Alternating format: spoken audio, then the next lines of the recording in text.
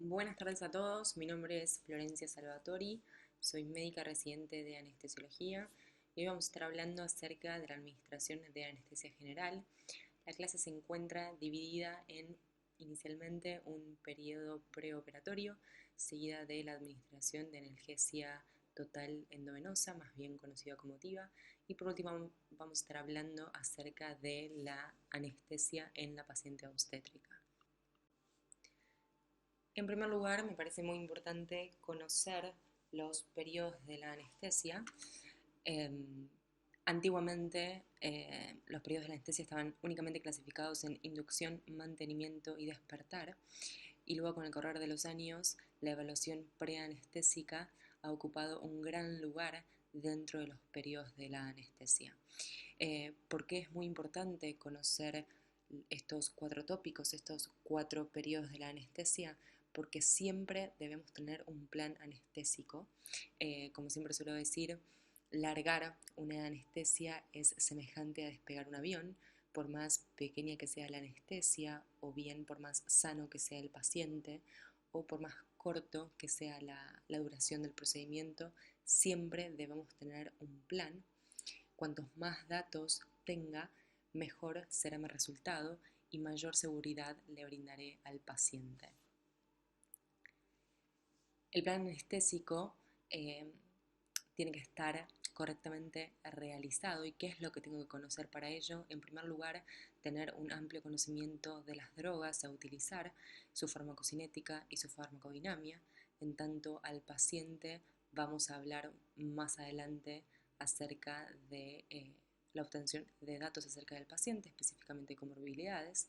Tengo que tener en cuenta también el grado de estímulo quirúrgico, el grado de estrés quirúrgico y, no menos importante, el tiempo que dura el procedimiento.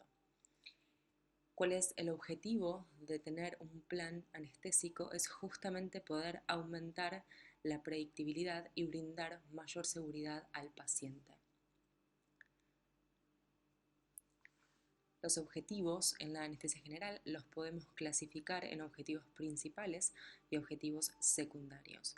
Los objetivos principales serán aquellos que me permitan lograr apnesia, hipnosis, analgesia y relajación neuromuscular. Los objetivos secundarios de la anestesia general están dados en torno al procedimiento quirúrgico, al paciente, al estado del paciente y sus comorbilidades. Como bien dijimos anteriormente, la evaluación preanestésica es un tópico muy importante a tener en cuenta y tenemos que recabar datos relativos al paciente. En primer lugar, el ayuno. En la siguiente diapositiva vamos a hablar un poco acerca del ayuno y de las horas requeridas para realizar procedimientos anestésicos seguros. En segundo lugar, valorar alergias e intolerancias. Debemos especificar y conocer el tipo de reacción y a qué ha reaccionado el paciente, sea eh, farmacológico o bien alimenticio.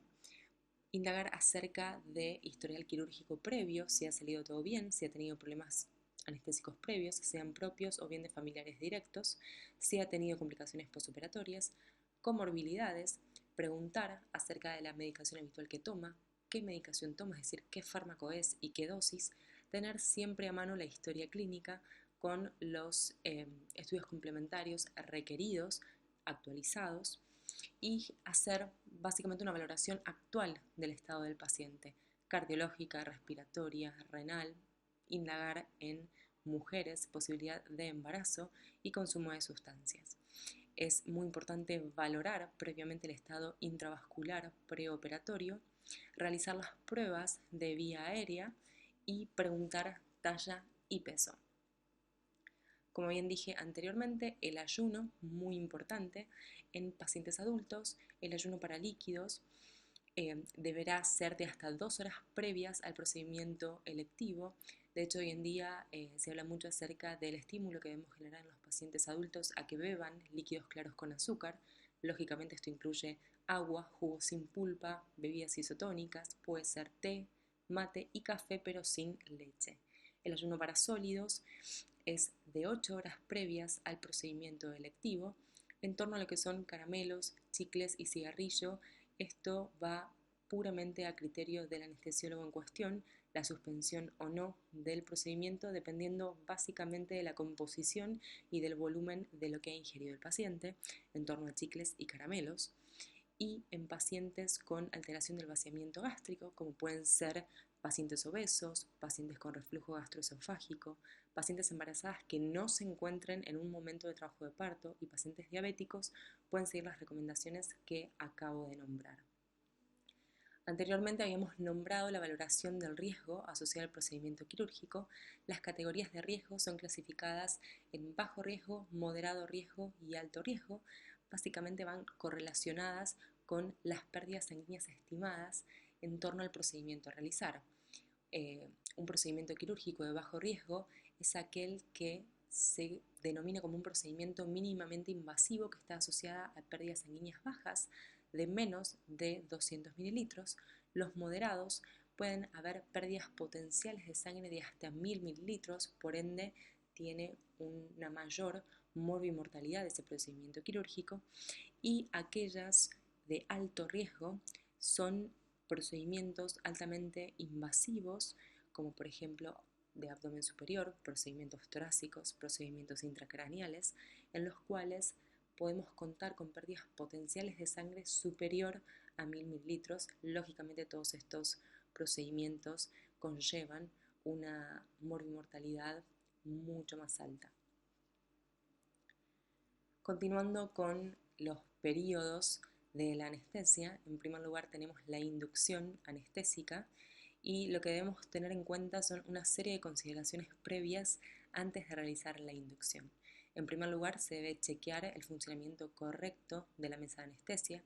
Debemos contar con absolutamente todos los elementos necesarios para la ventilación y también para la intubación orotraqueal. Debemos contar con los elementos para el monitoreo de parámetros hemodinámicos y tenemos que colocar un acceso venoso adecuado al procedimiento quirúrgico y al paciente y realizar una correcta preoxigenación. Luego de haber chequeado la mesa, debemos contar con los elementos necesarios para una intubación orotraqueal. ¿Qué es lo que tenemos que tener encima de nuestra mesa para intubación orotraqueal?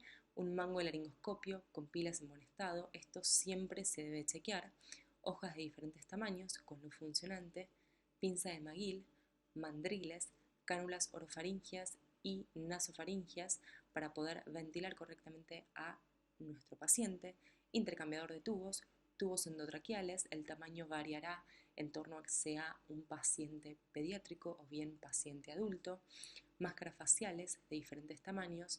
La aspiración siempre tiene que estar funcionante. Siempre que entramos al quirófano chequeamos que nuestra aspiración funcione correctamente. Y elementos opcionales dependiendo el paciente, dependiendo del procedimiento quirúrgico y dependiendo el centro en donde nos encontremos: fibrolaringoscopio, dispositivos supraglóticos y estilete luminoso. Y durante todo el procedimiento se va a administrar oxígeno con una FIOL 100 con máscara facial, con monitor para pulso y oximetría, electrocardiograma continuo y una presión arterial cada 5 minutos. Es muy importante la colocación del acceso venoso periférico. Sin la colocación de este acceso venoso periférico no podemos iniciar el proceso de inducción anestésica, y es muy importante valorar la cantidad de vías periféricas que requiero. Esto va a variar en torno al paciente o bien al procedimiento quirúrgico, el tamaño de las vías periféricas que voy a seleccionar, la localización, las prolongaciones requeridas. Esto también tiene que ver muchísimo con el tipo de cirugía, ya que hay en determinadas cirugías que el acceso a la vía periférica que hemos colocado no es tan simple, y valorar la posibilidad de obstrucción. Tanto la posibilidad de obstrucción como la localización van de la mano del posicionamiento quirúrgico que va a tener ese paciente. Tenemos que pensar dónde colocar la vía para que ésta posteriormente no se obstruya. Con respecto a los monitores, se tienen que valorar, según el tipo de procedimiento quirúrgico a realizar, la posición del paciente, pensar acerca de la pérdida de acceso a los monitores, la localización y la prolongación de las vías periféricas. Previo a todo procedimiento de inducción anestésica, tenemos que realizar una correcta preoxigenación. ¿Cómo realizamos la preoxigenación? Con FiO al 1 y la máscara correctamente sellada. Debemos evitar las fugas para poder cumplir con una buena preoxigenación, cuando justamente en el momento previo a la inducción anestésica. El por qué básicamente radica en poder obtener un tiempo de apnea seguro y la explicación fisiológica de la preoxigenación radica básicamente en poder llenar, por así decirlo, la capacidad residual funcional de oxígeno, es decir, lo que queremos lograr es denidrogenar el alvéolo. Si bien en la literatura se pueden encontrar con varios métodos de preoxigenación, en la actualidad los más aceptados son, en primer lugar, hacer respirar al paciente volúmenes corrientes con la FiO al 1, como les dije anteriormente, durante un periodo de entre 3 a 5 minutos, y en segundo lugar, lo que también se le puede solicitar es realizar 8 respiraciones a capacidad vital. Un parámetro que tenemos en cuenta, muy importante para poder determinar objetivamente si hemos preoxigenado correctamente a nuestro paciente, es fijarnos en el monitor el end-tidal de oxígeno. Cuando este valor sea mayor a 90, ya podemos continuar con la inducción anestésica y poder asegurar un tiempo de apnea segura. El siguiente gráfico demuestra lo hablado anteriormente sobre la preoxigenación y los tiempos de apnea segura en determinados pacientes. Me parece muy importante que puedan observar la curva inicial punteada en celeste, la cual hace referencia a obesos adultos y su tiempo de apnea segura es mucho menor que en un paciente normal, adulto de 70 kilos, y esto se debe básicamente a que son pacientes, los obesos, en los cuales tenemos que saber que cuentan con una gran disminución de su capacidad residual funcional en comparación con un adulto sano de 70 kilos. Los porcentajes de disminución de su capacidad residual funcional llegan hasta un 50%. Por ende, son pacientes en los cuales en la inducción anestésica se tiene que prestar especial atención y realizar una preoxigenación adecuada, ya que ante cualquier efecto que pueda surgir en las maniobras de intubación, debemos contar con al menos este tiempo acotado de apnea segura. Entonces, a modo de resumen de todo lo que hablé, en primer lugar, tener un plan anestésico, saber qué es lo que voy a hacer, darle seguridad a mi paciente, chequear la mesa a modo obligatorio antes de realizar cualquier tipo de anestesia, independientemente de que sea una anestesia general, regional o bien una sedación, siempre tiene que estar chequeada, siempre debemos contar con los elementos de ventilación nombrados anteriormente, los elementos para intubación orotraqueal, monitores funcionantes, una vía endovenosa asegurada, correctamente localizada, funcionante y que esté correctamente fijada, y realizar la preoxigenación adecuada. Una vez que hemos logrado con todos estos tópicos, ahí podemos continuar con la inducción anestésica. Se preguntarán qué es la inducción anestésica. Nosotros denominamos inducción anestésica al proceso de hipnosis, es decir, al pasaje del estado de vigilia al estado de inconsciencia.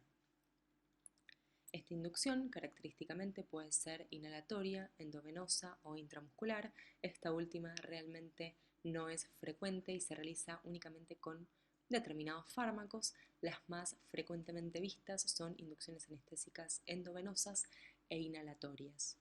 Más adelante vamos a hablar de inducciones anestésicas puramente endovenosas. Una vez que se encuentra la inducción anestésica realizada, el paciente se encuentra intubado, vamos a proceder al posicionamiento del paciente, el cual es característico de cada procedimiento quirúrgico. Acto seguido debemos verificar el tubo, que las vías se encuentran permeables, que luego de haber colocado al paciente en posición, todas estas vías que tenemos sea una o más, dependiendo del paciente y el procedimiento, se encuentran permeables. Y no menos importante, la protección de los decúbitos. Es tarea nuestra proteger los decúbitos del paciente y evitar todas las lesiones que pueden devenir de un mal posicionamiento. Recién ahí vamos a pasar a la fase de mantenimiento anestésico. ¿A qué me refiero con mantenimiento de nuestra técnica anestésica? Básicamente en poder continuar con el proceso de hipnosis y a su vez brindar analgesia. Para la analgesia hay múltiples opciones, podemos utilizar remifentanilo, fentanilo o bien técnicas de analgesia neuroaxial y demás drogas coadyuvantes. Y para el mantenimiento de la hipnosis podemos realizar una anestesia balanceada, es decir, la utilización de anestésicos volátiles inhalatorios como son el sevoflurano, el isoflurano y el deflurano, o bien podemos mantener la hipnosis del paciente mediante técnicas pura y exclusivamente endovenosas, que vamos a hablar más adelante, conocidas como TIO. Además del mantenimiento de la hipnosis y de la analgesia, debemos realizar un monitoreo continuo de la ventilación mecánica, si esta es adecuada para el paciente, si podemos o no contribuir para mejorarla, modificar determinados parámetros, monitorear parámetros hemodinámicos, fluidos endovenosos y determinados requerimientos intraoperatorios, como pueden ser muy frecuentemente los vasoactivos. Por último, el despertar o recuperación, que consiste básicamente en el cese de la infusión de drogas, si hemos realizado una anestesia balanceada en el cierre de vaporizadores. Para proceder con la extubación del paciente, lo que tenemos en cuenta es contar con un paciente vigil, que se haya recuperado completamente del bloqueo neuromuscular, capaz de responder, y realizamos una valoración metodológica de la reversión del bloqueo neuromuscular. A su vez, tenemos que tener en cuenta determinados pacientes que requieran de traslado.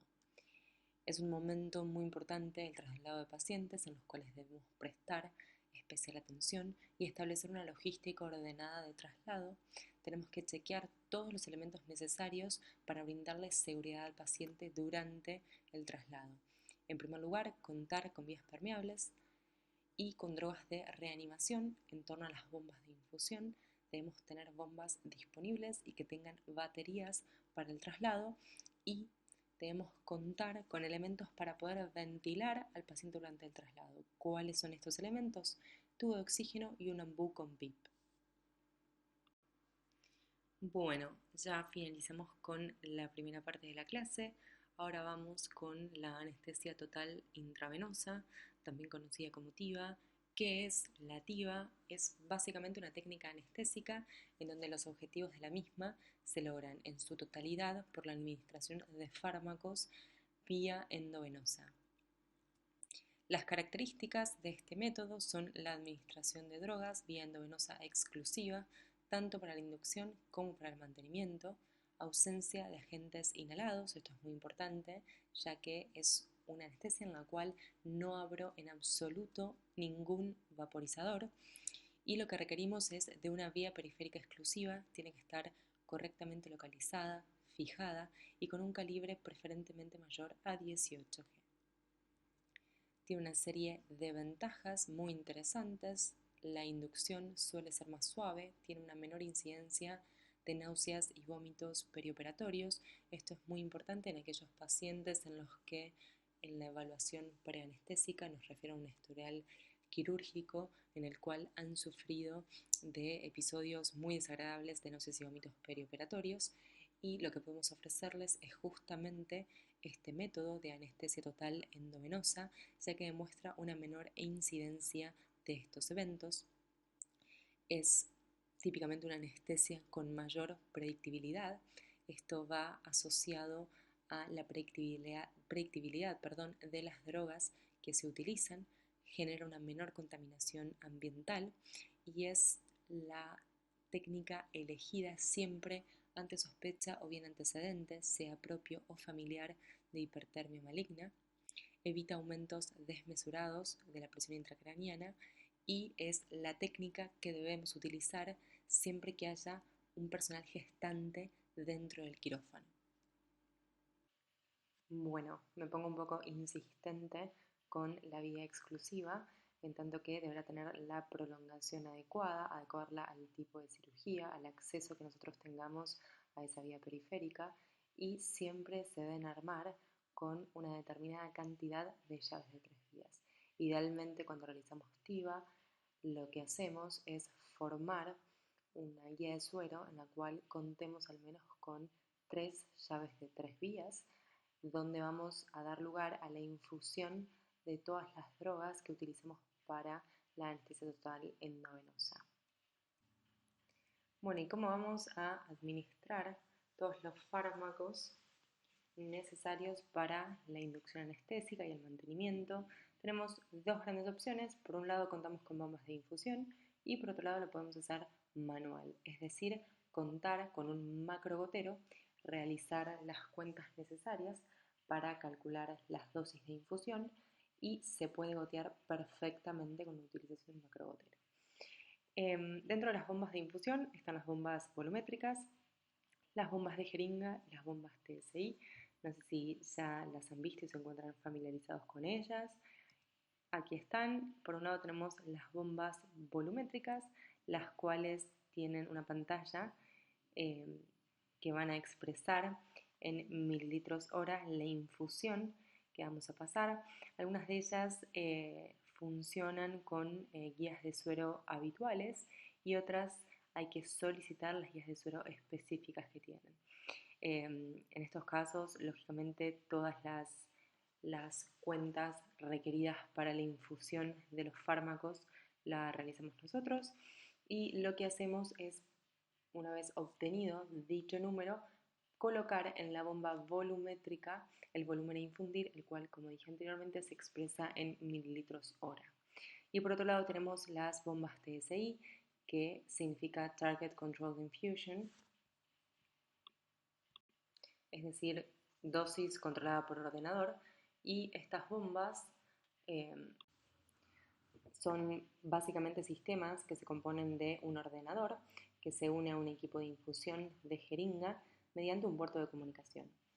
El software que tienen estos sistemas contienen un simulador farmacocinético y un algoritmo específico de infusión, y es el anestesiólogo quien introduce la concentración plasmática deseada y los parámetros biomédicos. A partir de allí, lo que hace el programa informático es realizar una simulación basada en las propiedades farmacocinéticas del fármaco que elegimos y la dosis administrada para conseguir la concentración plasmática que digamos que está preestablecida por el anestesiólogo. Bueno, la siguiente pregunta es, ¿cuáles son los fármacos que son factibles de utilizar en esta técnica anestésica? ¿Por qué elegimos esos fármacos? ¿Y cuáles son las dosis que debemos utilizar? Para esto me pareció interesante realizar un breve repaso farmacológico. En primer lugar, tenemos que evaluar cuáles son aquellos inductores ideales para la realización de este método anestésico de TIVA. En primer lugar, tenemos que contar con hipnóticos que tengan una adecuada curva dosis-respuesta, que tengan una baja vida media contexto sensible, cuya farmacocinética sea conocida, que sea de bajo costo y que tenga un metabolismo poco afectado en insuficiencia hepática. Debemos recordar la existencia de compartimientos, el compartimiento central, el periférico rápido y el periférico lento, y aquellos tejidos muy poco vascularizados, a partir de lo cual se van a desprender dos modelos, el modelo tricompartimental farmacocinético y otro modelo farmacocinético que es el modelo bicompartimental. Las drogas que obedezcan a un modelo de tipo bicompartimental son aquellas que, si recordamos, pasan por el compartimento periférico lento, pero no quedan atrapadas allí. Entonces, son drogas ideales para poder ser administradas en infusión continua. Este comportamiento farmacocinético nos data de drogas predecibles, de drogas que no tengan un efecto de tipo hangover, es decir, de resedación, sueño, y son justamente aquellas drogas que vamos a elegir para la realización de una anestesia total endovenosa. Ejemplos de estas drogas, por ejemplo, propofol, remifentanilo y mibacurio, son drogas que siguen un modelo farmacocinético de tipo bicompartimental. Bueno, el inductor estrella, por así denominarlo, de la TIVA es el propofol, que es justamente el más utilizado.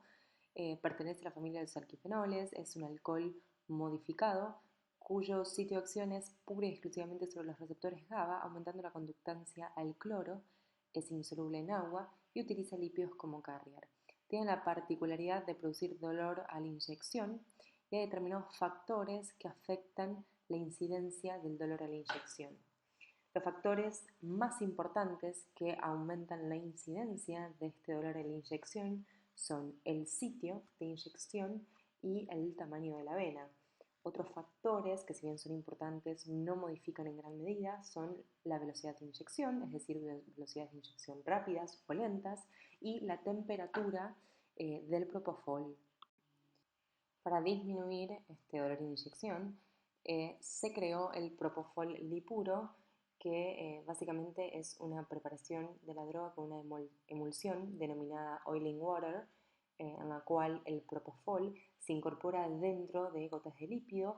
Para que se lo puedan imaginar, se asemeja a la formación de una micela, y esto lo que hace es justamente evitar que el propofol entre en contacto con las paredes del vaso, específicamente con el endotelio del vaso, que es el responsable de la sensación dolorosa. Las acciones conocidas del propofol son la hipnosis, es un gran protector cerebral, tiene acción antiemética. A nivel del aparato respiratorio, para repasar brevemente, hipoventila, apnea, disminuye la respuesta a hipoxia y reflejos de vía aérea. Y a nivel del aparato cardiovascular, depresión, velocidad dependiente, disminuye el gasto cardíaco, la tensión arterial y la frecuencia cardíaca. Como dije anteriormente, ¿por qué vamos a elegir a este inductor como parte de la familia de los fármacos preferidos para TIVA? Porque justamente tiene una vida media contexto sensible baja, no tiene efecto hangover y no tiene metabolitos activos.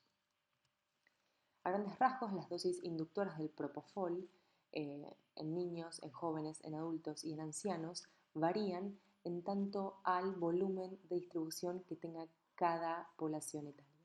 Los niños cuentan con alto volumen de distribución, por ende su dosis de inducción va a ser mayor que en un adulto que tenga un volumen de distribución normal. A medida que envejecemos, nuestro volumen de distribución va disminuyendo, para lo cual en pacientes ancianos la dosis de inducción va a ser menor, entre 1 o 1,5 miligramos kilo. Me parece muy importante volver a repasar el término ventana terapéutica. La ventana terapéutica de propofol es aquel rango de concentración plasmática que está comprendido entre la concentración efectiva mínima y la aparición de efectos adversos.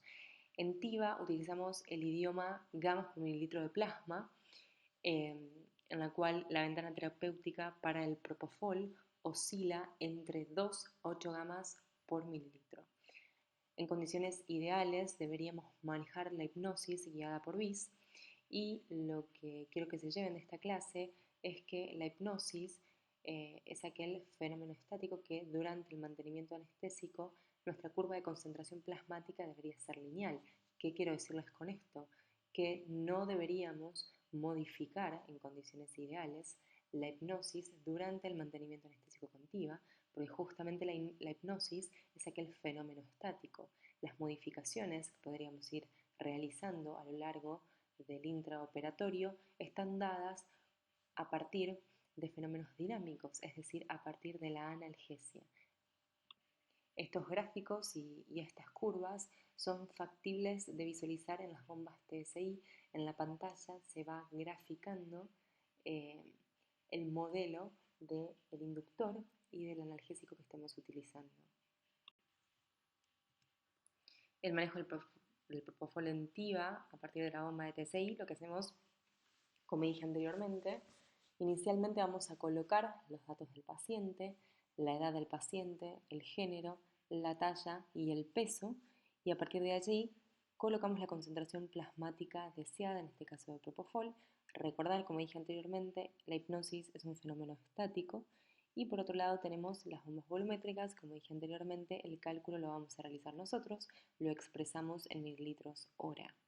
No es completamente necesario tener una bomba de TCI para ser TIVA y una bomba volumétrica, ya que lo podemos gotear, como dije al inicio de la clase. Y por último, el remifentanilo, analgésico opioide. ¿Por qué lo elijo? ¿Qué modelo farmacocinético tiene? ¿Qué vida media contexto sensible tiene? Lo elijo porque tiene un modelo farmacocinético de tipo bicompartimental, es decir, es una droga muy predecible y tiene una vida media contexto sensible baja, lo cual la vuelve una droga ideal para la realización de TIVA. Por ende, vida media contexto sensible muy baja es una droga que no se va a acumular en compartimiento periférico lento. Recuerden que la vida media contexto sensible es aquella dependiente del tiempo de infusión. Es, por definición, el tiempo que demora en descender a la mitad la concentración plasmática de X droga, luego de suspendida una infusión en un tiempo X, en un tiempo dado. Y es por eso que este término va de la mano de la predictibilidad que tenga o no un determinado fármaco. Bueno, ahora vamos a charlar un poco acerca de las técnicas anestésicas en paciente obstétrica.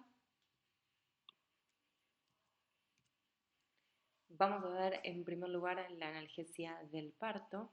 Es muy importante tener en cuenta que la historia de la analgesia del parto se caracteriza por un proceso muy lento de aceptación y puesta en práctica de todos los avances científicos con los que contamos el día de hoy. Inicialmente se daba la aplicación de inhalatorios y de protección de nitrógeno, luego se pasó a la sedación intravenosa con pentotal y finalmente analgesia epidural para el parto. La analgesia del parto se acompaña de dolor severo y su presencia constituye por sí sola una clara indicación de técnicas analgésicas. Las contraindicaciones para la analgesia del parto son todas aquellas contraindicaciones para la realización de técnicas neuroaxiales, es decir, de peridural y de intratecal. En primer lugar, la negativa del paciente o la incapacidad de la paciente de colaborar, coagulopatías severas, infección del sitio de punción, hipertensión intracraneal por lesión ocupante de espacio, hipovolemia no corregida o directamente pacientes chocadas y recursos inadecuados para monitorización y resucitación. Esto es muy importante que lo tengan en cuenta, ¿sí? Son las contraindicaciones absolutas. La analgesia del parto, ¿cuándo la vamos a realizar? En primer lugar, lo que hacemos los anestesiólogos es comprobar que el trabajo de parto haya comenzado y que la parturienta tenga dinámica, es decir, que tenga al menos 3 centímetros de dilatación y contracciones dignas de un trabajo de parto. La evaluación previa al bloqueo que vamos a realizar debe contar con las horas de ayuno, la medicación que recibe la paciente, si tiene o no patologías agregadas, sean propias del embarazo o fuera del embarazo, un examen físico, control de TA cada vez que ingresamos al quirófano y contar con un laboratorio en donde podamos evaluar plaquetas y coagulograma. La preparación de la paciente debe tener colocado un catéter endovenoso número 18 en miembro superior, no menor que 18 sería ideal. Contar con oximetría de pulso, debemos saber que una de cada 100 pacientes hará un reflejo vagal, por eso es de buena práctica tener siempre la atropina cerca. Idealmente debemos contar con una fuente de oxígeno y máquina de anestesia, de tenerla, lógicamente chequearla, y el anestesiólogo no debe desestimar la antisepsia por encontrarnos en sala de partos. Los fármacos a utilizar, tenemos la vía intratecal, la elección del fármaco la realizamos según el estadio del parto en el que esté la parturienta. Tenemos la opción de elegir anestésicos locales, como es la bupivacaína, y o opioides, como es el fentanilo. La dosis de opioide intratecal de fentanilo es de entre 25 y 35 gamas. Debemos considerar siempre que la dosis máxima son 35 gamas. ¿Por qué? Porque básicamente después de esta dosis comienzan a verse los efectos adversos típicos de este opioide. Lo que realizamos también es el mantenimiento transcatéter peridural, la cual se puede realizar a través de una infusión continua o de bolos intermitentes. La dosis de infusión continua ideal sería bupivacaína 0,225 y 2 gamas mililitros de fentanilo entre 6 a 8 mililitros. O bien podemos realizar dosis intermitentes. Las drogas que utilizamos son exactamente las mismas que acabo de nombrar y lo que hacemos es realizar bolos de entre 2 a 6 mililitros a los 30 minutos de realizado el bloqueo subaracnoideo inicial. Ambas técnicas proveen una excelente analgesia y los bolos intermitentes tienen la ventaja de un menor requerimiento de dosis y de reducción de la incidencia de bloqueo motor. No hay diferencias significativas en la satisfacción de la parturienta y tampoco hay diferencias significativas en los resultados neonatales.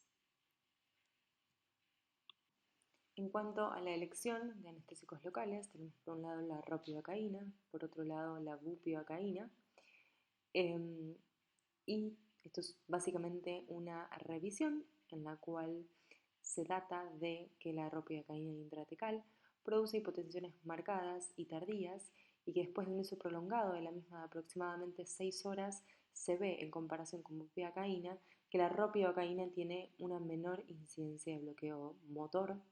No hay evidencias de que la ropivacaína sea superior a la bupivacaína en los resultados obstétricos y a mayores concentraciones no se han encontrado diferencias en el uso de ambas drogas.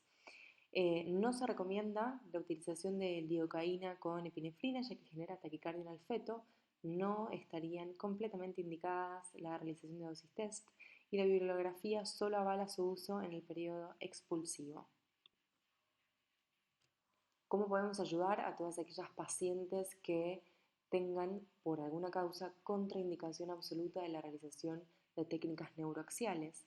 Lo que podemos ofrecer para aliviar su dolor, es la vía parenteral, ¿sí? Hay múltiples opciones, podemos utilizar meperidina, tramadol, fentanilo o bien remifentanilo muy bajito a una dosis de 0,05 gamma kilominuto y siempre con vigilancia estricta, ¿sí? Porque está escrito que una de cada 80 pacientes puede realizar apnea. Esto es básicamente un resumen de lo que realizamos en la sala de partos, en pacientes con trabajo de parto. Como dije anteriormente, la técnica y los fármacos de elección varían según el estadio del parto en el que se encuentre la parturienta. En el estadio 1 preferimos un alivio inmediato del dolor. Lo que hacemos es inyectar fentanilo, aproximadamente 25 gamas, intratecales, para luego realizar una técnica peridural y dejar colocado un catéter para posteriormente, de ser necesario, continuar con la infusión de drogas transcatéter.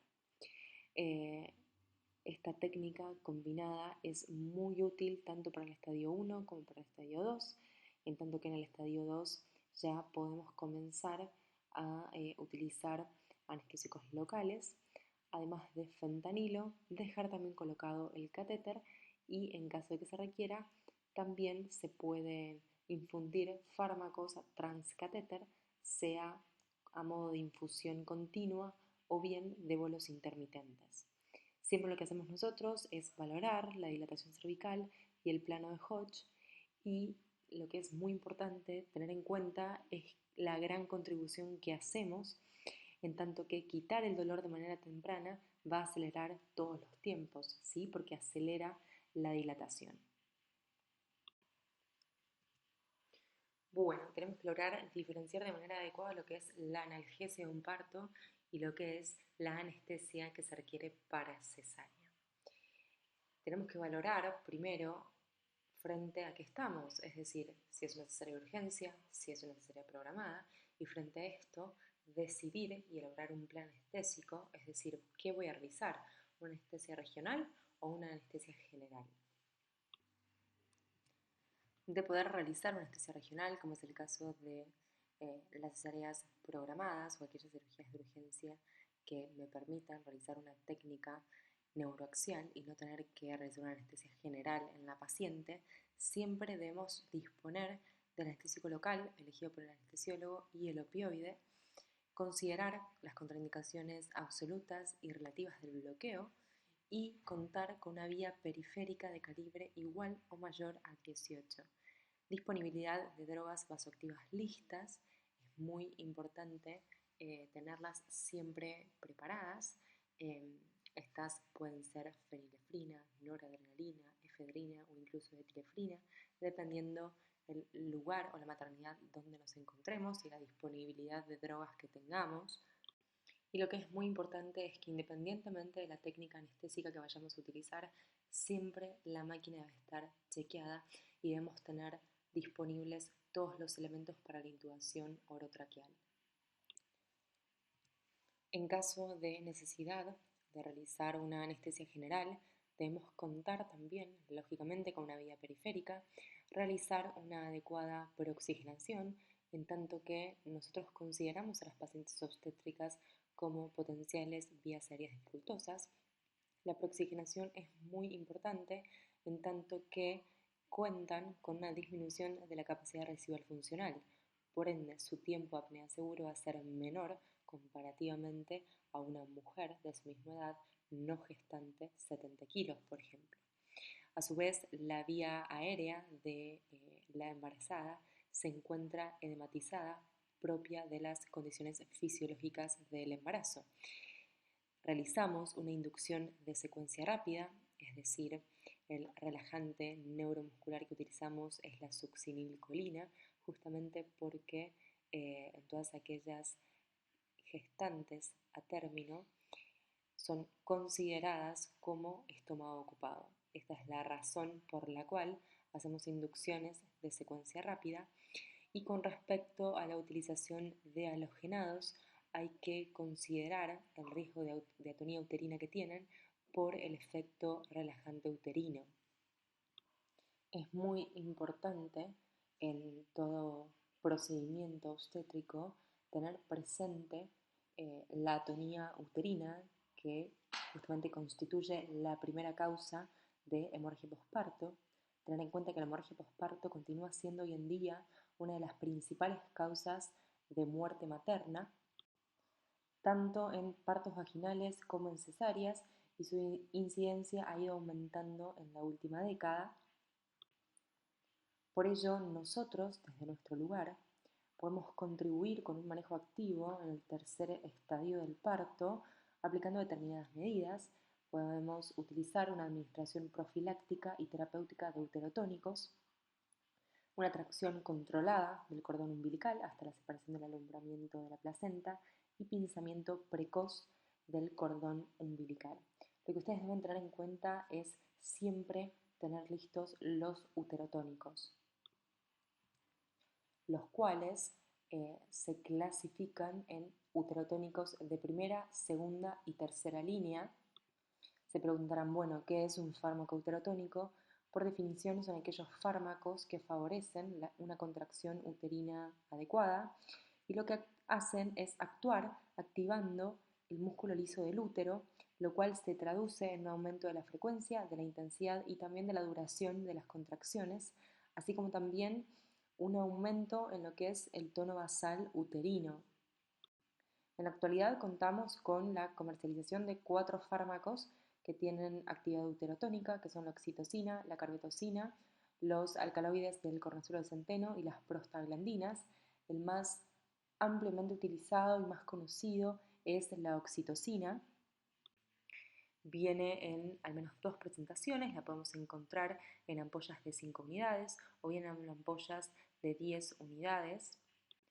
Al administrarlo por vía endovenosa tiene un inicio de acción muy rápido, de 1 a 2 minutos, y tiene una vida media de 15 minutos. También se lo puede utilizar por vía intramuscular, pero tiene un inicio de acción un poquito más tardío, aproximadamente de 2 a 4 minutos, y su vida media es mucho mayor, de entre 30 a 60 minutos. La vía que siempre utilizamos es la vía endovenosa. Otro fármaco que van a ver muchísimo y que utilizamos una gran cantidad de pacientes es la carbetocina, que es un análogo sintético de la oxitocina que les hablé recién, que tiene un perfil de seguridad también similar.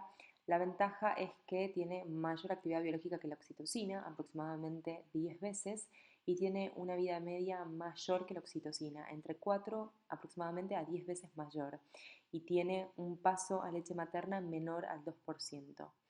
La administración es el consejo de administrar una profilaxis de dosis única de 100 gamas endovenosos diluidos, ¿sí? Endovenoso lento.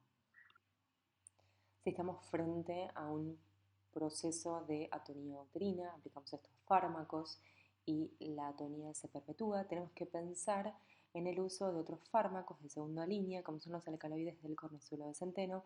Por ende, tienen que tener en cuenta la disponibilidad que vamos a requerir de la metilergometrina, ¿sí? Como fármaco de segunda línea. El mecanismo de acción es un agonista parcial y antagonista de receptores de serotonina, dopamina y alfa-adrenérgicos. Tiene una potente acción vasoconstrictora, por ende va a quedar contraindicado en todas aquellas pacientes hipertensas y su vía de administración puede ser tanto intramuscular como endovenoso lento. La ampolla viene de una dosis de 0,2 miligramos en 1 mililitro. Y por último y no menos importante, los fármacos de tercera línea constituidos por prostaglandinas. De ellas la más disponible es el misoprostol, que básicamente forma parte del algoritmo final del tratamiento de la hemorragia posparto a una dosis sublingual de 600 microgramos o bien una dosis rectal de 1000. Bueno, esto ha sido todo por hoy. Espero que no se hayan aburrido y nos vemos en unos días para seguir hablando de técnicas de sedación y trasplante. Gracias.